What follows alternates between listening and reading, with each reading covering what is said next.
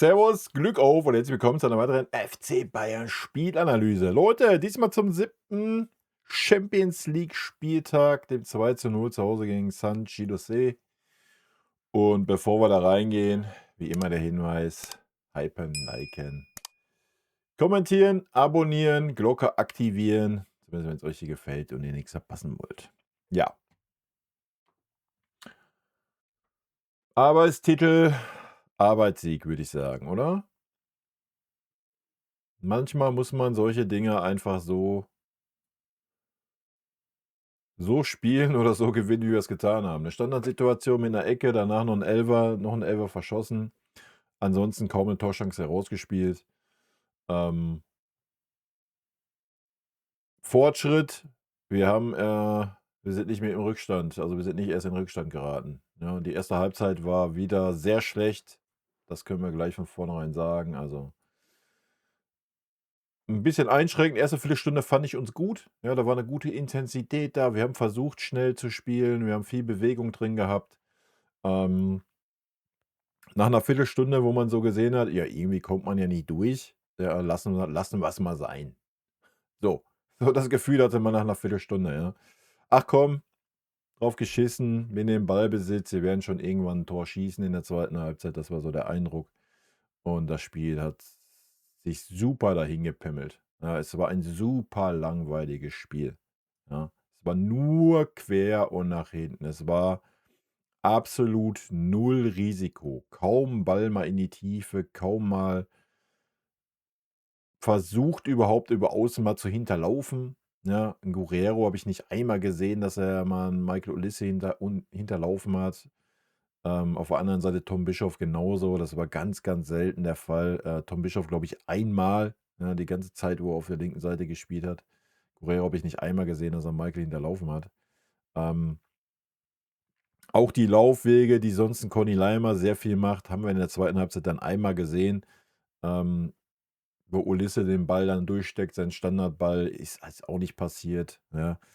Ähm, Lennart Kalmer wieder absolut null 'n Faktor, so gar nicht, ja, muss man ganz klar sagen. Aber nicht nur er, erste Halbzeit war, wie gesagt, das war Schlafwagenfußball, das war Ballkontrolle, das war gefühlt 80% Ballbesitz, quer, quer, quer nach hinten, quer, quer, quer nach hinten, von rechts nach links, handballmäßig. Aber nicht einmal versucht, mal 'n Schuss zu nehmen. Wobei man sagen muss, der Gegner hat's auch super gut gemacht, super stark verteidigt, außen immer gedribbelt, ne? Da war kein Raum, Mitte war sowieso zu. Die waren immer dran am Mann. Ähm, und wir haben keinerlei Ideen gehabt. Gar nicht. Und wir haben viel zu langsam gespielt, ja. Das war erste Halbzeit gar nix. Zweite Halbzeit, ja, ging's dann eigentlich so weiter. Man hat man hat jetzt nicht den Ruck gesehen, dass man aus der Pause kommt und bäm, ja, der FC Bayern ist jetzt da. Ne, hast du nicht gesehen, ja. Ähm, Die Ecke war der Dosenöffner, so. Danach hat der Gegner wahrscheinlich kurz überlegt: „Jo, statistisch gesehen kriegt der Verein, der das erste Tor schießt, innerhalb von 5 Minuten, 'n Gegentor. Komm, wir versuchen mal was", ja, und dann kam der Ball und, Herbie hat den Elfer mitgenommen, hat ihn reingemacht und dann war der Bums durch, ja. Dann wurde das Spiel noch mal scharf gestellt, dann kam noch mal Unruhe rein durch den Schiedsrichter, der ich weiß nicht, wie man so 'n Schiedsrichter mit solchen Qualifikationen oder Leistungen, in der Champions League pfeifen lassen kann. Das war ja 'ne absolute Katastrophe, was dieser Schiedsrichter gepfiffen hat. Ja, das war heute so 'n Real Madrid-Schiedsrichter, muss man ganz klar sagen. Ja, du hattest heute absolut nicht das Gefühl, dass er auch nur ansatzweise, fair für uns, gepfiffen hat. So gar nicht, ja.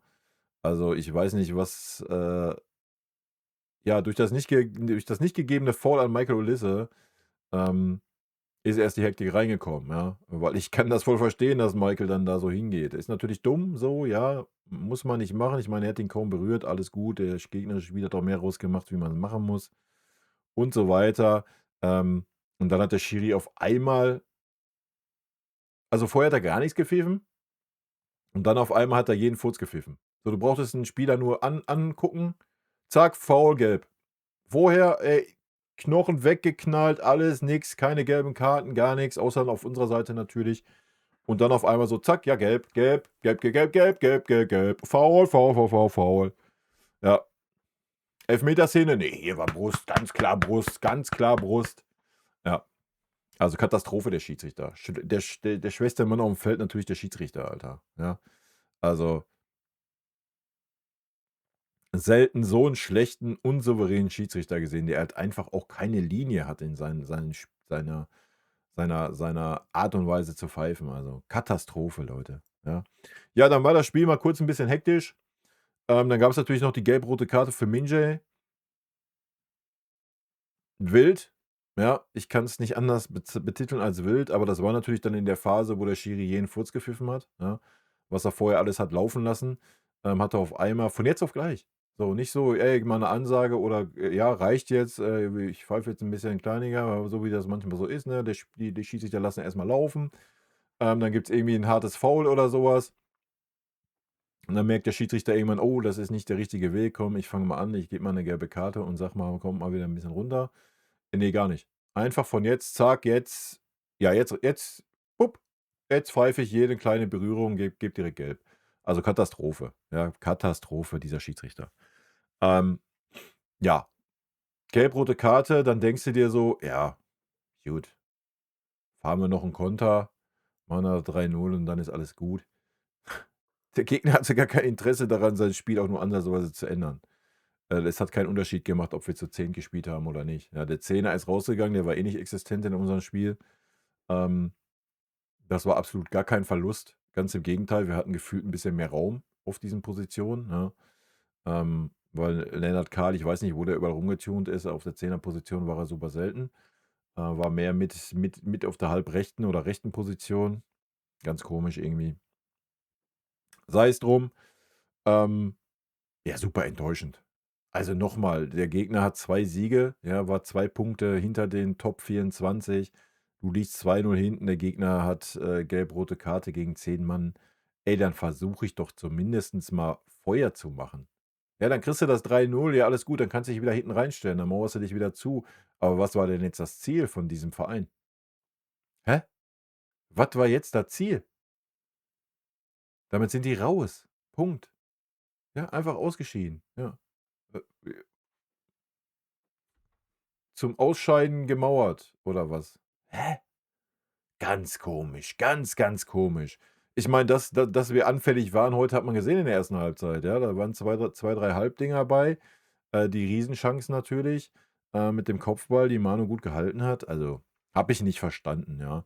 Ja, wir haben's dann runtergespielt. Wo wir 10 Mann war, wir haben gemerkt: „Oh, der Gegner, macht eh nix, bleibt weiter hinten drin stehen.“ Dann haben wir Boop, ich meine, wir waren vorher schon maximal bei 80%, dann waren wir noch bei 60% und haben das Ding nach Hause gespielt. So. Ja, dann haben wir sogar noch die Chance gehabt durch 'n weiteren Elfmeter, den Heavy ans Lattenkreuz oder an die Latte gesetzt hat.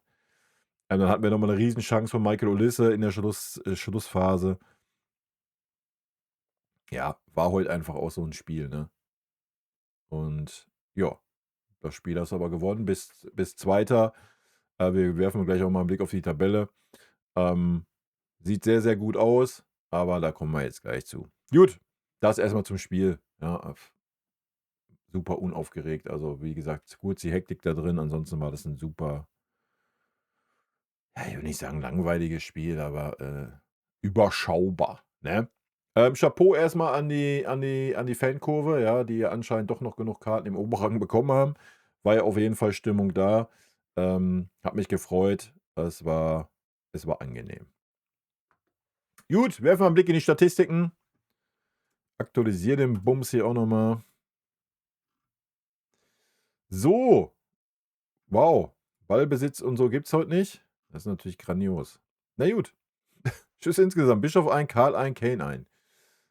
Ich weiß nicht, was hier mit der Statistik los ist. Ich denke mal, die ist broken. Ähm, Torschussvorlagen, ja, haben wir ja auf jeden Fall eine. Ja, also die wird auch gewonnene Zweikämpfe, Kimmich 5, Olisse 3, Ballkontakte, Pavlo 35. Okay, die Statistik ist irgendwann in Minute 10, würde ich sagen, abgeraucht, weil allein da hatte Pavlo schon gefühlt 100 Ballkontakte. Zwar alle quer, quer, quer und nach hinten, aber er hatte die. Ne? Also heute keine Statistik, nicht schlimm. Wir werfen einen Blick auf die Tabelle. Auch die Tabelle ist nicht aktuell, das ist Bombe. Ja, läuft auf der Bayern-Seite. Ich meine, wir sind ja auch schon 10 Minuten nach Spielende, da muss auch nichts aktuell sein. Aber kein Problem, ich mache mal kurz Pause und suche mal was raus. So, nicht das schönste Layout gerade, aber muss halt mal herhalten, wa? Also Schüsse aufs Tor, 4:1 für uns. Schüsse neben das Tor 6:4, geblockte Schüsse 4:0, Ballbesitz 76:26, Ecken 4:1, Fouls 9:8, Einwürfe 16:8, gelbe Karten 1:1, rote Karten 1:0, Flanken 2:3, Torwart rettet 1:2, Torschüsse 6:10. Das mal zu den Statistiken. Gehen wir rein in die Tabelle. Interessieren uns natürlich nur die ersten Plätze. Arsenal natürlich immer noch 3 Punkte vor uns. Sie haben souverän bei Inter Mailand gewonnen. Hut ab dafür. Real Madrid und Liverpool sind unsere Konkurrenten. Also wir haben Platz 4 sicher. Ja, das heißt, bis zum Viertelfinale safe das Rückspiel zu Hause. Das haben die ersten 4. Sollten wir Zweiter werden, ja, ich meine, dass Liverpool 'n Kantersieg einfährt, wir ziemlich hoch verlieren. Real Madrid ist halt dran, ne, mit 2 Toren Unterschied. Ich weiß nicht, wir können ja gleich mal gucken, was der letzte Spieltag so sagt. Wenn wir Zweiter werden, haben wir selbst im Halbfinale noch mal ein Rückspiel zu Hause, ja? Das ist auch erst seit dieser Saison, das war letzte Saison noch nicht so. Das heißt, du hast noch mal 'n Riesenvorteil, wenn du unter den ersten Vieren bist, ja? Wie gesagt, die ersten 4 haben bis zum Viertelfinale immer das Rückspiel zu Hause in der K.O.-Phase und die ersten beiden bis zum Halbfinale, ja? Also, das ist natürlich schon 'n Riesenvorteil. Ähm, Wir sind auf 'nem sehr, sehr guten Weg. 'N Punkt reicht bei PSW und das muss das Ziel sein und das sollte auch möglich sein, ja? Ja. Gut, ich mache noch mal ganz kurz Pause, suche mal den Spieltag raus. Junge, Junge, die Seite ist so werbeverseucht. Ich hoffe, es bleibt jetzt so und es ploppt nicht wieder irgendwas rein hier. Gut, uns interessiert ja eigentlich nur Arsenal. Arsenal hat 'n Heimspiel gegen Kairat Almaty. Ich denke, das ist Safe Call. Ähm, Ist nichts, was uns interessiert. Tabellenplatz 1 ist, glaube ich, nicht drinne, spielt auch nicht die Rolle. Uns interessiert eigentlich nur, wo spielt Real Madrid und wo Liverpool. Liverpool spielt zu Hause gegen Qarabağ. Ja, sollte man auch nicht unterschätzen, den Club. Die haben schon wilde Ergebnisse erzielt, aber nichtsdestotrotz sollte das natürlich auch machbar sein für Liverpool. Und Real Madrid spielt bei Benfica Lissabon. Ja, auch das sollte ist 'n interessantes Ding, ja, weiß man nicht, aber auch das sollte eigentlich machbar sein für Real Madrid. Ja, ich habe es ja gerade schon gesagt. Ähm, Auftrag, ganz klare Kiste gegen PSW 'n Punkt holen, dann bist du safe Zweiter und alles ist gut, ja? Dann hast du beste Voraussetzungen für die K.O.-Runde, was dir natürlich nichts garantiert, haben wir schon gehabt, das die Diskussion, das Spielchen. Darum geht's auch gar nicht, aber erste 4 safe ist doch super, ja? Muss man mal sagen in dieser neuen Konstellation und das ist schon 'n gutes Ergebnis. Erste 4 safe. Gut, damit gehen wir rein, wie immer in die Benotung. Wir fangen mit Vinny an. Ja, heute ist viel Mittelmaß, sage ich euch, wie es ist, ja? Das kann ich schon mal vorwegnehmen. Vinny ist für mich 'ne Note 3.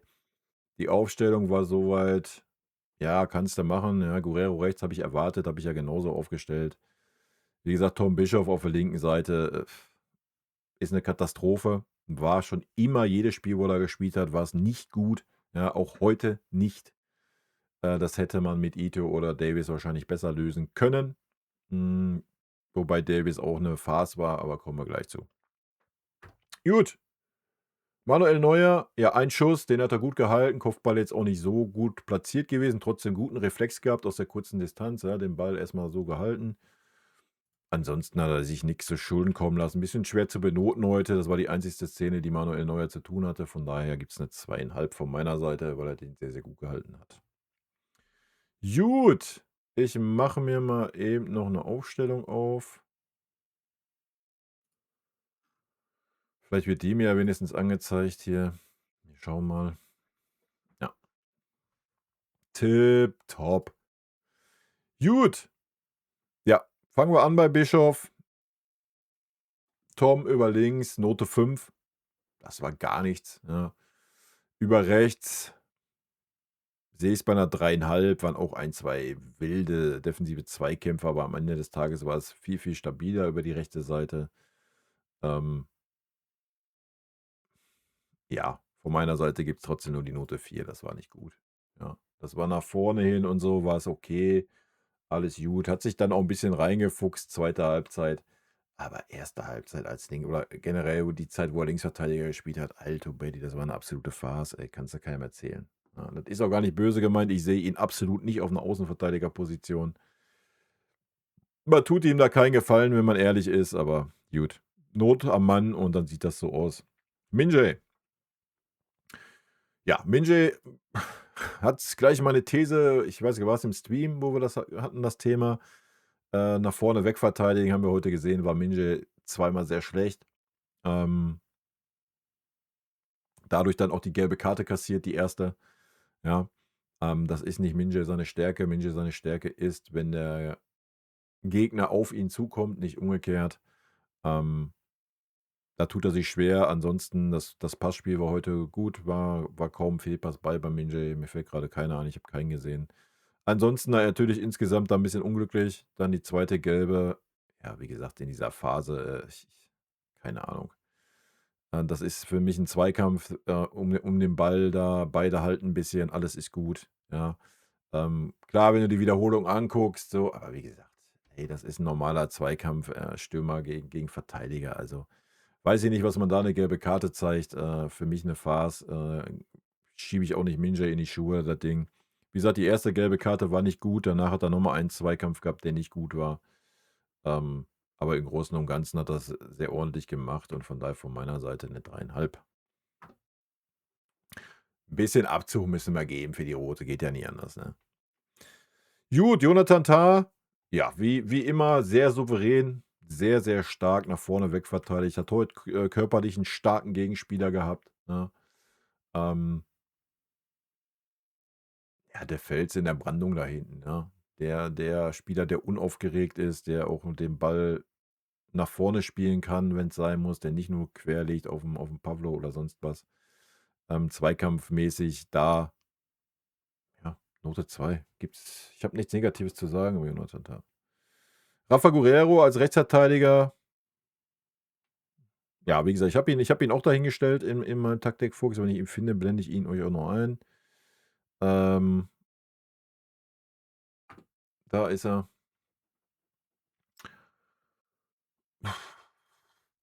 Boah, es war nicht super negativ, es war nicht irgendwie super positiv, es war Durchschnitt, von daher Note 3. Das ist, was ich sagen kann, Alter. Vielleicht eine 3,5, wenn man es ein bisschen negativer sehen möchte, aber keine Ahnung, es war fein. Pavlo sehe ich auch bei einer 3, kann ich kurz und schmerzlos machen. Pavlo war heute wieder Querpass-Toni, was aber in bestimmten Phasen gar nicht schlecht war. Ja, erste Halbzeit war es mir zu wenig, sage ich euch ganz ehrlich, da erwarte ich mehr von Pavlovic. Ja, er war super ballsicher wie immer. Ähm, Er spielt aber auch keine gefährlichen Bälle, deswegen ist er so ballsicher. So, das gehört auch zur Wahrheit, ja. So, da siehst du keinen Ball, der mal irgendwie gefährlich ist, 'n Ball in die Tiefe, mal 'n Außenspieler einsetzend oder sonst was. Du siehst quer, quer, quer, quer, quer nach hinten. Du siehst nicht mal 'n Flankenwechsel wie von Josh, du siehst nicht mal 'n Chipball wie von Josh. Nein, einfach quer, quer, quer. Super, ja, super Passquote. Wir haben's letztens in den Kommentare gehabt, diese Scheißdiskussion. Ja, 95% angekommene Bälle und so weiter. Ja, guck dir die Bälle an, Alter. Ja, da kannst du dir die 140 Ballkontakte in den Arsch schieben. So, ich sag's mal klar und deutlich, ja. Ähm, Wenn du dann die 2 Ballverluste siehst, wenn wir uns mal zurückerinnern, ich meine, das war heute zum Glück so ein schlechter Gegner, ja, aber guckt euch gerne noch mal, wann war es, 85. oder sowas, wo Pavlo dann super fahrlässig, ja, den Ball nicht gescheit über 3 Meter spielen kann am eigenen 16-Meter-Raum und der Gegner deswegen zum Schluss kommt. Ja, wäre da 'n Spieler von Format gewesen, dann wäre das auf jeden Fall gefährlicher geworden, wie es dann war. So, ja. Also, das kannst du dir dann halt auch nicht erlauben. Generell in der Rückwärtsbewegung, war er auch nicht gut, ja, das muss man auch mal sagen. Ähm, Wie gesagt, teilweise die Sicherheit ausgestrahlt, ja, fand ich ordentlich. Ja, die Bälle auch mal gut verteilt nach außen, ja, aber nicht immer den einfachen Ball nach außen, ja. Nicht einmal ein bisschen Risiko genommen, nicht einmal ein bisschen Geschwindigkeit in diese Mannschaft bekommen, ja. Ja, was er gut gemacht hat, wenn er den tieferen Part gespielt hat zwischen den Innenverteidiger, wie gesagt, aber dann auch nur die einfachen Bälle, ja. Und dann wie so oft den Wasserträger gegeben, ja, wenn Kimmich auf einer Höhe war, immer quer auf Josh, immer die Verantwortung weg, immer quer auf Josh, immer quer auf Josh, anstatt doch einfach mal ein bisschen was selber zu kreieren, ja? Also, da muss mal wieder langsam der nächste Stepper kommen. Von daher Note 3 von meiner Seite. Das war mir zu uninspiriert, um da ansatzweise eine bessere Note zu geben. Und ja, wie gesagt, die Aktion in der 85. oder wann es war, wo er da diesen fahrlässigen Ballverlust hat, er lässt auch keine bessere Note zu, ja. So. Man muss halt jetzt auch nicht super schlecht reden. Ich sage nur, was ich mir wünschen würde. Ja, da kommen wir zum nächsten daneben. Das ist ja, Kimmich defensiv. Erst war er viel unterwegs, gerade die ersten 15, 20 Minuten, mal Rechtsverteidiger, mal zentraler Mittelfeldspieler, mal Linksverteidiger. Super wild unterwegs. Defensivverhalten, Note 6 mal wieder. Das war eine Farce, das war eine Katastrophe, ja. Auch das Fallenlassen, in der zweiten Halbzeit da auf der Außenbahn, immer dieses Pokern, so: „Oh, da war eine Mini-Berührung, ich schmeiße mich mal hin, hoffentlich hebt der Linienrichter die Fahne, sonst ist der Spieler weg.“ das verstehe ich auch nicht als Abwehrspieler, sage ich euch, wie es ist. Ähm, Note 3 wie Pavlo, es gibt viel zu kritisieren. Nichtsdestotrotz hat er ja ein bisschen Struktur reingebracht, hat auch mal den 2 dreimal diesen langen Diagonalball gespielt auf Michael, ja. Hat im Ansatz mal versucht, einen schnelleren, Seitenwechsel herbeizuführen, aber im Großen und Ganzen war das heute auch wieder: „Jo, ich nehme mal den Ball an, ich trete mal drauf, ich renne mal 3 Meter zurück, ich warte noch 3 Sekunden und dann spiele ich den Ball dahin, wo ich ihn auch vorher hätte direkt hinspielen können.“ Super lahmarschiges Spiel heute, super lahmarschiger Spielaufbau. Keine Ahnung, vielleicht hören wir es gleich auf der PK, vielleicht war es so gewollt, dass wir einfach nicht auf in Konter reinlaufen wollten, was weiß ich. Kann ja gut sein. Wir haben 2:0 gewonnen, von daher muss man da nicht schlechter benoten, wie es war. Von daher Note 3, fertig. Gut, ja, damit gehen wir in die Offensive, eine Reihe nach vorne. Fangen wir mit Lennart Kahl an, der Schwächste war von denen da vorne. Das war für mich heute wieder nur eine Note 4. Ich habe ihn genauso wenig bis gar nicht wahrgenommen wie im letzten Spiel. Ja, hatte keinerlei Einfluss auf dieses Spiel als Zehner. Nicht einmal mal fallen lassen und den Ball sich hinten abgeholt, um mal irgendwas zu versuchen zu kreieren. Ja, gar nicht. Ja, zwischenzeitlich mal gewechselt, da war Michael mal so 5, 6 Minuten auf der Zehner-Posi und Lennart Kahl rechts außen. Hm, also das Experiment Kahl als Zehner, ist für mich gescheitert. Sage ich euch, wie es ist, ja.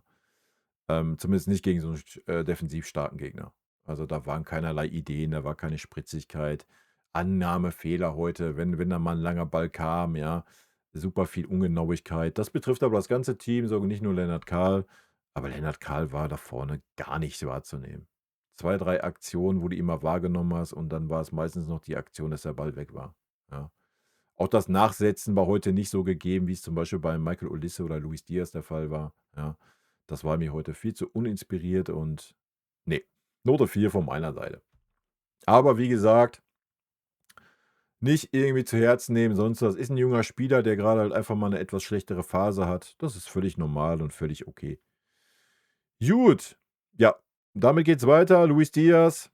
Ja, Luis Diaz hat heute auch der letzte Funken gefehlt, denke ich, auch der letzte Touch, wobei man echt sagen muss, er hatte halt einfach auch null Unterstützung über seine Seite. Ja, und Tom Bischof war ja nicht zugegen vorne. Ich weiß nicht, wo der war, aber ich habe es ja vorhin schon gesagt, einmal oder so ist er mal hinterlaufen, ansonsten und 'n Diaz war immer gegen 2. 2 und dann noch einer zur Absicherung, 'n bisschen dahinter, ja. Also, da war auch nicht viel zu machen. Jetzt 2, dreimal versucht, der defensiv mitgeackert, ja, wenn Bischof dann ihn mal vielleicht mal im Halbfeld war, dass er sich fallen lässt auf die Verteidigerposition, das, was 'n Luis Diaz immer macht. Ähm, Einfluss bei Chancen kreieren oder so war heute nicht. Note 3 von meiner Seite.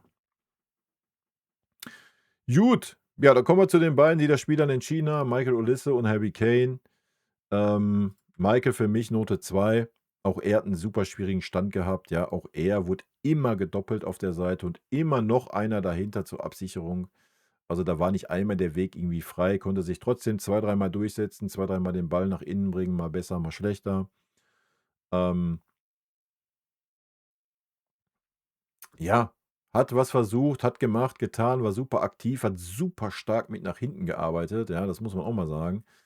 Ähm, war, glaube ich, dann sogar, wo Bischof schon auf der rechten Seite war, wo Michael dann und genau, Pavlo und Michael, den Gegner verfolgen und, Pavlo lässt sich dann noch mal austanzen und dann hat Michael den Ball geklärt, ja, in der Rückwärtsbewegung im Vollsprint mit nach hinten. Also, Chapeau dafür, dasselbe wie Luis Diaz auf der anderen Seite, aber Michael war heute einfach vorne dann noch mal 'n bisschen präsenter und hat uns ja dann auch, dahin geführt, wo wir hingekommen sind, ne?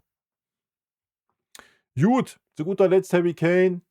Ja, Harry Kane für mich Note 2, weil er 2 Hütten gemacht hat.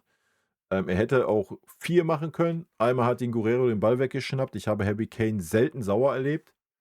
Da war er richtig pissig in der ersten Halbzeit, ja. Das wäre 'n Tor gewesen. So, Punkt. Ja, wir haben's ja dann in der zweiten Halbzeit gesehen, das war 1:1, der fast derselbe Eckball. Und so frei wie 'n Guerreiro da war, muss der aufs Tor kommen so, ja. Und Harry Kane war dahinter schon, er war schon in der Bewegung, er hat den Ball schon gedanklich versenkt so, ja. Und dann kommt 'n Guerreiro und schnappt ihm den Ball weg und köpft ihn übers Tor. Also, ich habe 'n Harry Kane noch nie so sauer gesehen, ja? Er ist ja immer 'n Gönjamin, für jeden in dieser Mannschaft, aber da hat er mal richtige Ansage gemacht, wa? Ich glaube, wäre das in der zweiten Halbzeit bei der Ecke noch mal passiert, dann hätte es, glaube ich, mal 'n ernsthaften Krach gegeben, Alter. Ja. Ja, Harry Kane hat uns dann zum Sieg geführt, wie gesagt, mit Michael Olise zusammen. Die Ecke souverän gemacht, den Elfer dann souverän gemacht, den zweiten Elfer leider an die Latte geschossen. Ja, war heute auch so 'n Spiel dafür und besser in so 'nem Spiel wie dann, wenn's wirklich drauf ankommt. Von daher von meiner Seite Note 2, auch heute sich wieder nicht so oft, ja, aber ein zweimal fallen lassen und hat überragenden Ball gespielt, wenn ihr euch erinnert, auf Luis Diaz, aber auch davor schon einmal auf Michael, wo Michael den nicht ganz kontrollieren konnte. Hat's heute aber nicht so oft getan und die Diskussion, die Michael Ballack da geführt hat, ja, können wir gerne am Montag im Stream mal drüber reden, ist für mich 'ne wilde Diskussion. Für mich ist das alles fein, wie es ist. Aber wir hören uns mal dann oder ich werde mal die Argumente der Gegenseite gerne auch mitnehmen. Und vielleicht gibt's ja einen oder anderen von euch, der auch sagt, so: „Hey, Kane sollte dies nicht tun. Er sollte gefälligst vorne sein als Neuner und die Räume besetzen.“ Kann ja sein, dass es den gibt unter euch. Wenn, dann gerne Montag im Stream, Leute. Gut, kommen wir noch zu den Einwechselspielern. Haben wir einmal Ito. Ja, die Einwechslung kam dann durch die rote Karte. Ich denke, Fonzie Davies war so oder so vorher geplant, den hatte ich schon erwartet. Ja, Ito hat Innenverteidiger gespielt, alles gut, da war nichts schlecht, da war nichts überragend gut, hat es souverän gemacht, hat die Position bekleidet, hat sie ausgefüllt. Alles gut, keine Unsicherheiten, sonst was. Wir haben ihn knapp 40 Minuten gesehen mit der Nachspielzeit. Ne, stimmt gar nicht. Dann laber ich, knapp 30 Minuten. Ähm, das war auch völlig okay. Kommen wir zu Alfonso Davies. Ja, Fonzie war defensiv 'ne Katastrophe. Ähm, auch da noch mal Grüße gehen raus, falls die Leute das sehen, die mit mir da immer in dem Stream diskutieren, dass Alfonso Davies doch so 'n starker Außenverteidiger ist und Geschwindigkeit alles ist. Ähm, ja, Fonzie war heute wieder mäh, mäh und konnte trotzdem zweimal den Ball, der nach innen kam, nicht verhindern. Ja, und wenn 'n Außenverteidiger die Bälle nach innen nicht verhindern kann, dann kann er wegen mir 1000 km/h schnell sein, das bringt ihm alle nix. So, und das haben wir wieder gesehen. Ich möchte das jetzt nicht bewerten, sorry, ja, alles ist gut. Alfonso Davies braucht noch, so, alles ist fein. Die Zeit kriegt er von mir, ja, bis er wieder richtig fit ist. Dann können wir da reingehen. Wir können das vielleicht 'n bisschen auf die nicht vorhandene Spielpraxis schieben und so weiter, ja, deswegen alles ist gut. 'Ne 3,5 von mir. Warum 'ne 3,5 und nicht die 4? Ja, weil er nach vorne ein 2 sehr, sehr gute Akzente hatte, ja, was völlig fein war. Natürlich konnte auch er sich da nicht durchdribbeln, wenn da 4 Gegner sind, so, ja, da brauchen wir auch nicht drüber reden. Aber es hat mir sehr gu offensiv hat's mir echt gut gefallen. War auf jeden Fall besser wie Bischof oder Guerreiro, ja. Kam natürlich auch 'n bisschen später rein, wo der Gegner vielleicht 'n bisschen müder schon war, aber das war ordentlich. Nach vorne war's echt ordentlich, nach hinten war's 'ne Katastrophe. Deswegen 'ne 3,5 für Fonzie. Hat noch 'n bisschen den: „Ey, ich komme erst wieder“ Status, ja. Ansonsten hätte man das auch ein bisschen härter bewerten können, denke ich. Gut, dann haben wir noch Leon Goretzka gesehen für 2,5 Minuten. Leon war da, gleich rein, gleich irgendwie, 'n dreifachen Doppelpass mit Tom Bischoff gehabt. Top. Da haben wir noch Pummelsherz gesehen, wie ich ihn liebevoll nenne. Ja, ich weiß gar nicht, hat er noch 'n Ballkontakt gehabt? Ich glaube nicht, oder? Ich kann mich nicht erinnern. Ich habe ihn nicht mehr wahrgenommen, nachdem er, Michael Olise abgeklatscht hat. Also, von daher denke ich, alles gut. Ich verstehe diese 2 Minuten Wechsel da eh nicht. Weiß ich nicht, was er soll, außer, keine Ahnung, gönn den Jungs die Auflaufprämie oder was. Alles andere, ich verstehe es, wenn man sagt, so, Michael soll sich den Applaus abholen. Den hat er sich verdient. Ähm, Das wäre die einzigste Geschichte, die ich da sehe, die man gelten lassen könnte. Ja, das war's. Arbeitssieg 2:0, aber völlig wurscht. Ja, es zählt nicht darum, wie schön das aussieht. Es zählt nicht darum, wie geil es ist. Erst recht nicht, wenn jetzt dann die K.O.-Phase angeht. Es zählen die nackten Ergebnisse, Leute. That's the point, Alter. Ja, es geht dann jetzt, ja, man sieht's auch. Ja, jetzt der Spieltag, der nächste Spieltag. Es zählen die nackten Ergebnisse. Mehr zählt nicht. Mehr interessiert nicht. Du gewinnst keine Preise für Schönspielerei. So, wir haben bisher super gute Spiele gezeigt diese Saison. Das war heute mal ein Spiel, wo es nicht ganz so war. Ähm, Das ist völlig fein. Ja, manchmal muss 'n Dosenöffner, ja, die Standardsituation sein, und wenn du sie dann machst und hinten die Null hältst, ist doch alles gut. Und genau das war es heute. Rot-weiße Grüße, Leute, haut rein. Vielen lieben Dank für euren Support hier auf den Kanal, und in diesem Sinne, gute Freunde kann niemand trennen.